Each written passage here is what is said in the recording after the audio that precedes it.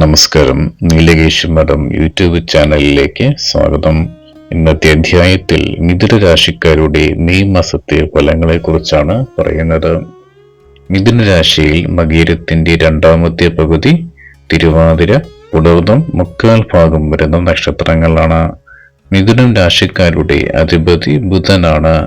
May മാസത്തെ ഗ്രഹങ്ങളുടെ രാശിമാറ്റങ്ങൾ എങ്ങനെയാണെന്ന് നോക്കാം. ചാനൽ സബ്സ്ക്രൈബ് ചെയ്ത് ഷെയർ ചെയ്യുമല്ലോ.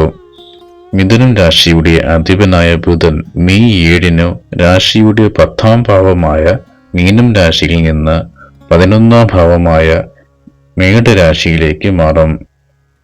ഈ മാസം തന്നെ മെയ് 23 11ാം ഭാവത്തിൽ നിന്നും 12ാം ഭാവമായ ഇടവരാശിയിലേക്ക് പ്രവേശിക്കും.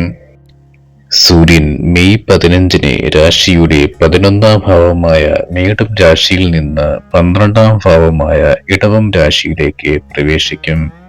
ശുക്രൻ മെയ് 31 രാശിയുടെ 10ാം ഭാവമായ മീനം രാശിയിൽ നിന്ന് 11ാം ഭാവമായ മേടം രാശിയിലേക്ക് മാറും. കുജൻ 2ാം ഭാവമായ കർക്കടകം രാശിയിൽ സഞ്ചാരം തുടരും. വ്യാഴം മെയ് 14 ഇടവം രാശിയിൽ നിന്ന് 1ാം ഭാവത്തിലേക്ക് പ്രവേശിക്കും. ശനി മീനം രാശിയിൽ സഞ്ചാരം തുടരുന്നതാണ്. രാഹു 9ാം ഭാവമായ കുംഭം രാശിയിലേക്കും കേതു 3ാം ഭാവമായ ചിങ്ങം രാശിയിലേക്കും മെയ് 18 പ്രവേശിക്കും. ഓരോ വ്യക്തിയുടെയും ജാതകത്തിലെ ലഗ്നാലുള്ള ഗ്രഹഭാവങ്ങളും അവയുടെ നിൽപ്പും ഗ്രഹങ്ങളുടെ ബലാബലവും അനുസരിച്ച് കുറച്ച് വ്യത്യാസങ്ങൾ വരുന്നതാണ്. കൃത്യമായി അറിയുവാൻ ഗ്രഹനില പരിശോധിക്കേണ്ടതുണ്ട്. പൊതുവായുള്ള ഫലങ്ങളെ കുറിച്ചാണ് ഇവിടെ പറയുന്നത്.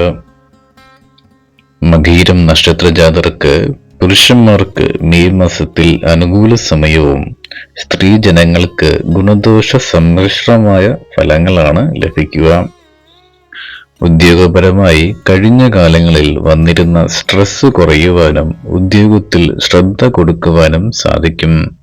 ഉദ്യോഗപരമായി മിഥുനം രാശിയിലെ മകയിരം, തിരുവാതിര, പുണർദം നക്ഷത്രക്കാർക്ക് ജോലിയിൽ മാറ്റമോ ജോലിയുമായി ബന്ധപ്പെട്ട് യാത്രകൾ ചെയ്യുവാനും യോഗമുണ്ട്. മിഥുനം രാശിക്കാരായ ഉദ്യോഗാർത്ഥികൾക്ക് നിലവിൽ പരീക്ഷ എഴുതി നിൽക്കുന്നവർക്ക് അനുകൂല റിസൾട്ട് ഉണ്ടാകുമെങ്കിലും വിചാരിച്ച രീതിയിൽ തിളങ്ങുവാൻ കഴിഞ്ഞെന്ന് വരില്ല.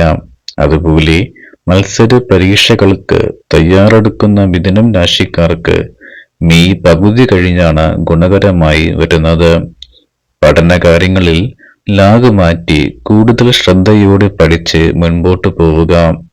വിദേശ പഠനത്തിന് തയ്യാറെടുക്കുന്നവർക്ക് വിസ പ്രോസസ്സിംഗ് നടക്കുന്ന സമയമാണ്. സാമ്പത്തികപരമായി നോക്കുമ്പോൾ അനുകൂല സമയമാണ്.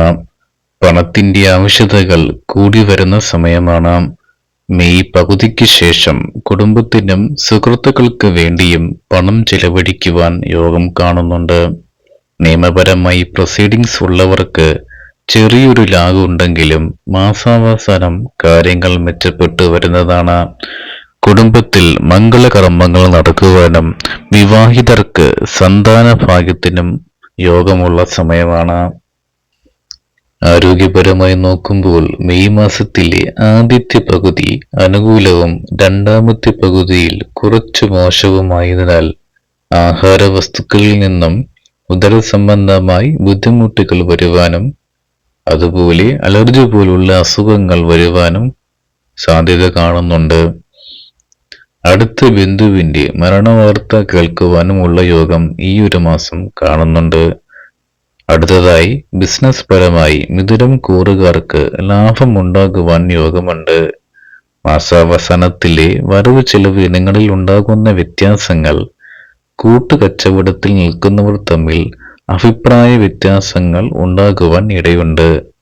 പുതിയ ബിസിനസ് തുടങ്ങുവാനും പുതിയ അവസരങ്ങൾ ലഭിക്കുവാനും സാധ്യതയുള്ള മാസമാണ്. പ്രശ്ന പരിഹാരാർത്ഥം ഗണപതി ഭഗവാന് നാളികേരം ഉടയ്ക്കുന്നതും ശിവക്ഷേത്രത്തിൽ ജലധാര നടത്തുന്നതും ദോഷഫലങ്ങൾ കുറയ്ക്കുവാൻ ഉത്തമമാകുന്നു. പുതിയ അധ്യായവുമായി വരും വരെ നന്ദി, നമസ്കാരം.